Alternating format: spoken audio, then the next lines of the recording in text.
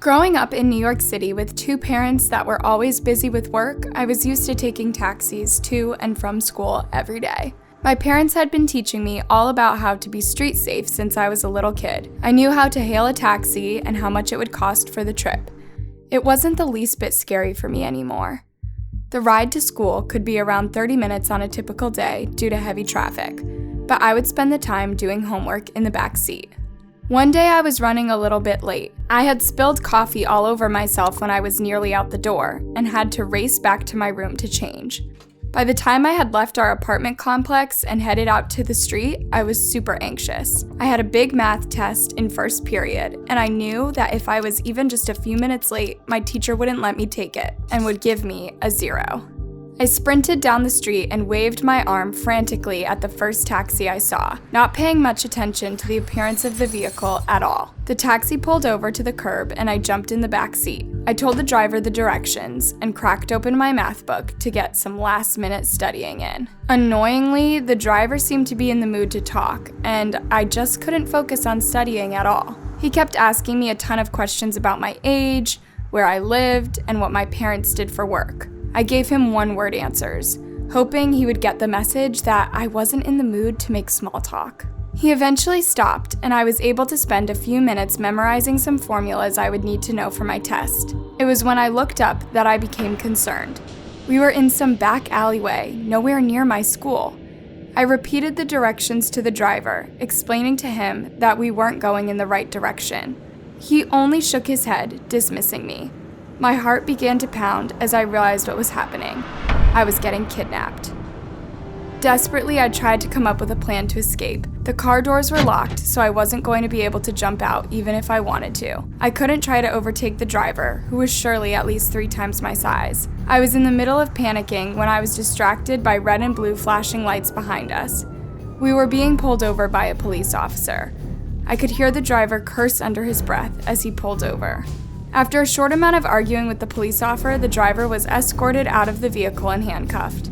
It turned out that he was wanted by the police due to his association with several kidnappings throughout the city. Just a few weeks earlier, a 10-year-old girl had been put into his cab by her mother, but the cab never reached its destination, and the girl was still missing. I was almost his next victim. Another officer gave me a ride to school. All the way there, he told me that I was lucky to be alive. My day started as completely normal, but quickly turned into a nightmare. I was simply taking a taxi on my way to school. The driver was relatively quiet, but would glance back at me in the rearview mirror every few minutes. He was tall and tough-looking with tattoos along the back of his neck. We sat in silence for a few minutes before he spoke up to ask me where I had gotten my necklace. The necklace he was talking about was one of my most prized possessions. It had belonged to my grandma and was passed down to me. The chain was made of gold, and it even had stunning sapphires and diamonds. It was easily worth more than $10,000, but I would never even consider selling it. After I told the driver about where I got my necklace, he continued to ask me more questions about it, and was interested in what the different jewels were.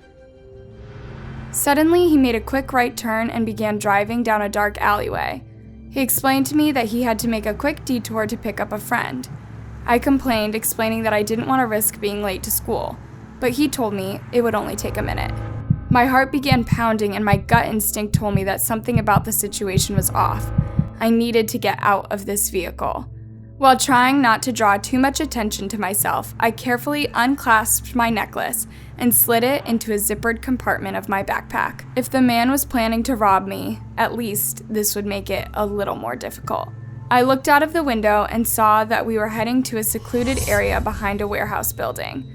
There was no one in sight, and I knew that something very bad was about to happen. I needed to make a decision about what I was going to do. There was only one option I could think of that might give me a chance to escape.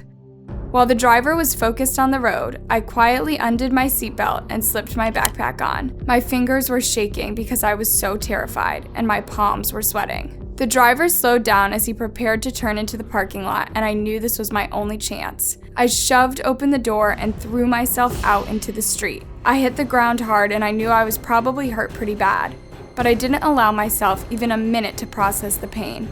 I pulled myself up and began sprinting away as fast as I could. I could hear the driver yelling and cursing behind me, but I ignored him. I didn't even think. I just ran as fast as I could. The driver took off after me in his car, and I could feel my level of terror rising. There was no way I could outrun the vehicle. My only choice would be to try to get him off my path. I raced down narrow alleyways and made frequent turns trying to throw the man off. I cut through people's yards and sped by bars and sketchy-looking buildings. It felt like I had been running for hours before I finally saw something hopeful. A fire station. I sprinted to the door and began banging as hard as I could. Two confused-looking firemen greeted me and allowed me to come inside. After taking a moment to catch my breath, I told them what had happened and they called the police. I had never been more grateful in my entire life. I never used to be scared to ride in a taxi. That was until I had the most terrifying experience of my life. I had hailed a taxi to ride to school one day, just like I always did, but there was something about this experience that felt different than usual. One of the first things I noticed was that the meter wasn't running. I informed the driver of this, but he only shook his head, explaining he had an app on his phone that he used to calculate how much I owed. I had been in a lot of taxis throughout my life, and never once had I heard of this type of technology. I sat back in my seat and tried to relax, but I just couldn't shake the feeling that something was off. My fears were confirmed when the driver turned down a road I'd never been on before and began driving off in the opposite direction of my school. My voice shaking, I repeated the address to the driver, thinking maybe he had heard me wrong, but he only shook his head and told me to just relax. He picked up his phone and began speaking quietly to someone on the other end. It was hard to hear what he was saying, but I could tell that he was preparing to meet someone. In my gut, I knew I was about to get abducted. I had to call for help, but didn't want to draw attention to myself. If I called the police, I would have to speak aloud to tell them what was happening. As the driver continued down a sketchy-looking road, I slipped my phone out of my pocket and dialed 911. Even if I couldn't speak out loud, I knew the police might be able to track my phone's location and come to my rescue. After dialing 911, I turned the volume off on my phone and slipped it back into my pocket. The driver eventually pulled up to an old farmhouse in a secluded area. He parked and got out of the vehicle, gesturing for me to do the same. I refused at first, and he roughly grabbed my arm and yanked me out. There was no escaping his iron grip, and he was much larger than me. He dragged me into the farmhouse and threw me into a tiny room with no windows. He then checked my pockets and found my phone, which he slipped into his pocket before locking the door behind him. Terrified, I took a moment to take in my surroundings. There was very little in the room, nothing more than a simple bed and a desk. I raced to the desk and tried to find some sort of weapon or tool I could use to break free. There was nothing.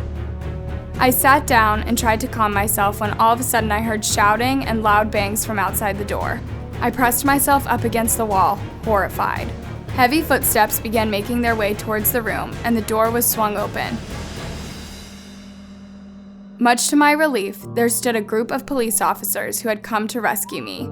They had taken my kidnapper into custody. I was shocked to learn that I wasn't the only person held captive in the home. There were other girls that had been trapped there for weeks. The officers told me that it was due to my quick thinking that we were all rescued. After hearing these stories, will you ever ride in a taxi again? Don't forget to comment, like, and subscribe for more spooky content. Sleep tight.